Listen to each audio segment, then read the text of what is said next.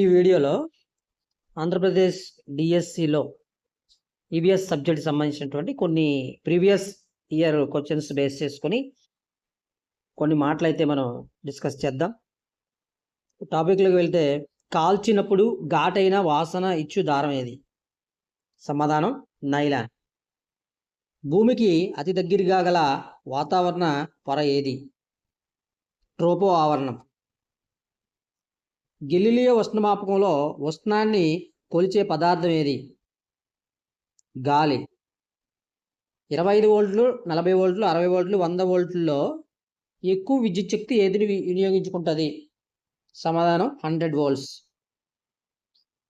Next, స్వయం సర్దుబాటు బలం అనేది ఏ ఘర్షణకు సంబంధించింది? స్థైతిక ఘర్షణ. లోహ ఆక్సైడ్ యొక్క రసాయన స్వభావం ఆమ్లత్వమా, క్షారత్వమా, దిస్వభావమా, తటస్థమా? ఏముంటుందంటే లోహ ఆక్సైడ్లు అనేవి క్షార స్వభావాన్ని కలిగి ఉంటాయి. ఒక ఆహారపు గొలుసులోని విచ్ఛిన్నకారులను ఏమని పిలుస్తారు? ఉత్పత్తిదారులైన, ప్రాథమిక వినియోగదారులు, ద్వితీయ వినియోగదారులు, పునరుత్పత్తిదారులు. దీనికి సమాధానం చూసినట్లయితే పునరుత్పత్తిదారులుగా పిలుస్తారు. సూక్ష్మజీవులను మరిగించడం ద్వారా చంపొచ్చు అని నిరూపించింది ఎవరు? Lazzaro, Spallanzani, Ronald Ross, Edward Jenner, Jonas Salk. ఇది సమాధానం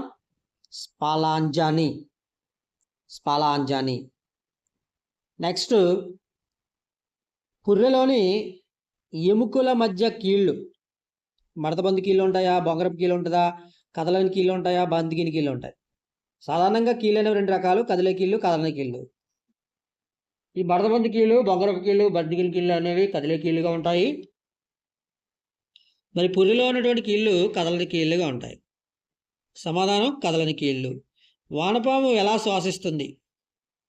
ఊపిరితిత్తుల ద్వారా శ్వాసిస్తుందా, లేకపోతే శరీర ఉపరితలం ద్వారా శ్వాసిస్తుందా, ట్రాకియా ద్వారా శ్వాసిస్తుందా, శ్వాస నేల ద్వారా శ్వాసిస్తుందని చూసినట్లయితే శరీర ఉపరితలం మొత్తాన్ని ఉపయోగించుకొని వానపాము శ్వాసక్రియని కంటిన్యూ చేస్తుంది.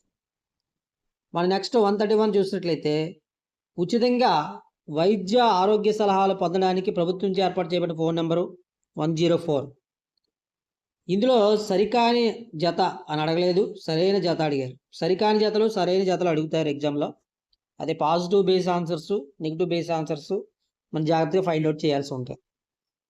ఇక సరైన జత అడిగాడు కాబట్టి మేరీ కోమ్ బాక్సింగ్ దీనికి ఆన్సర్. మరి ఎందుకు ఇవి రైట్ అయ్యిందంటే, మిథాలీ రాజ్ అనేది క్రికెట్ సంబంధించిన వారు, సైనా నెహ్వాల్ బ్యాడ్మింటన్ సంబంధించిన వారు, కోనేరు హంపి మరి చెస్కి సంబంధించిన వారుగా ఉన్నారు కాబట్టి. నెక్స్ట్ చూసినట్లయితే, ఎస్కిమోలు అనేటువంటి ధ్రువ ప్రాంతాల్లో నివసించేవారు. వీళ్ళు సీల్ జంతువులు వేటాడుతూ ఉంటారు. అయితే ఆ జంతువులు వేటాడడానికి వాళ్ళు ఏ ఆయుధాన్ని వాడతారు అని అడిగినప్పుడు హర్పూన్ అనేటువంటి ఆయుధాన్ని ఉపయోగించి ఎస్కిమోలు సీల్ జంతువులు వేటాడుతారు. జలియన్ వాలాబాగ్ 1919లో జలియన్ వాలాబాగ్ జరిగింది. ఆ సమయంలో అనేక వేల మంది చనిపోయారు. ఆ నరమేధానికి ఎవరు కారకుడని అడుగుతూ ఉన్నారు. ఇక్కడ General Dyer answer. Lord Ripon, Lord Curzon, Lord Lytton వారు కాదు, జనరల్ డయ్యర్. ఇక నెక్స్ట్ చూసినట్లయితే, నైలు నది అనేది ప్రపంచంలో పొడవైన నది నైలు నది. ఇది ఆఫ్రికాలో ఉంది. అయితే ఈ నైలు నది అనేది ఏ సముద్రంలో కలుస్తుంది? అరల్, కాస్పియన్, మధ్యధరా, నల్ల సముద్రం అడిగాడు. దీని సమాధానం చూసినట్లయితే మధ్యధరా సముద్రంలో కలుస్తుంది. 136 కాగిత పరిశ్రమలు, మన కాగితాలు ఉంటాయి కదండి, కాగిత పరిశ్రమలకి వాడడానికి వెదురు వాడతారు. వెదురుకి ప్రత్యామ్నాయంగా ఉపయోగిస్తూ ఉన్నారు ఇప్పుడు ఏదంటే సుబాబుల్. కాబట్టి సుబాబుల్ ఎక్కువగా సుబాబుల్ ఎక్కువగా కూడా పంటలు పండిస్తున్నారు. 137 గుప్త వంశంలో ప్రసిద్ధి పొందిన రాజు. ఇక్కడ మనం చక్కగా ఫైండ్ అవుట్ చేయొచ్చు ఈజీగా. గుప్తుడు అని ఉంది కాబట్టి ఫస్ట్ ఆన్సర్ రైట్ అవుతుంది. చంద్రగుప్త విక్రమాదిత్యుడు. జనరల్గా చెప్పాలంటే అశోకుడు మౌర్య వంశానికి చెందినవాడు. కాబట్టి ఇలా కూడా మనం ఎగ్జామ్లో ఫైండ్ అవుట్ చేయాల్సి ఉంటుంది.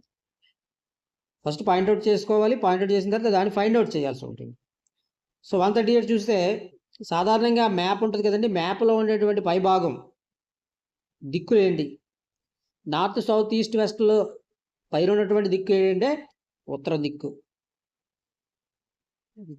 అంటే సిల్లీ క్వశ్చన్స్గా ఉంటాయి, కానీ మనం ఎగ్జామ్లో వెళ్ళేటప్పటికి ఈ సిల్లీ క్వశ్చన్స్ మనం అటెంప్ట్ చేయలేని స్థితిలో ఉంటాం. కాబట్టి ప్రతి ఒక్కదాన్ని కూడా చాలా క్షుణ్ణంగా జాగ్రత్తగా అబ్జర్వ్ చేయాలి, నేర్చుకోవాలి కూడా.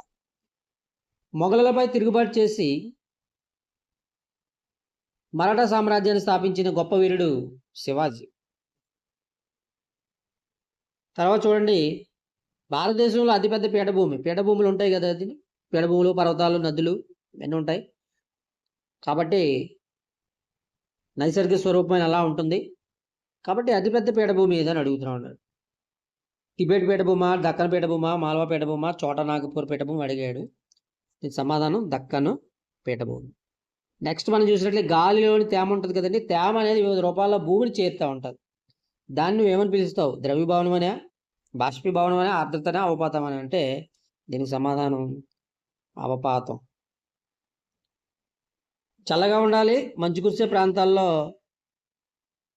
అలా ఉంటేనే ఆ వృక్షాలు పెరుగుతాయట.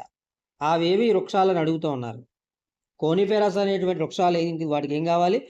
చల్లగా ఉండాలి, మంచు కురిసే ప్రాంతాల్లో ఈ కోనిఫెరస్ అనేది పెరుగుతూ ఉంటుంది. రికరింగ్ డిపాజిట్ల మీద ఇచ్చే వడ్డీ ఫిక్స్డ్ డిపాజిట్ల మీద ఇచ్చే వడ్డీ కంటే ఎక్కువ ఉంటుందా, తక్కువ ఉంటుందా, సమానం ఉంటుందా? చాలా ఎక్కువ ఉంటుందని అడుగుతున్నాడు.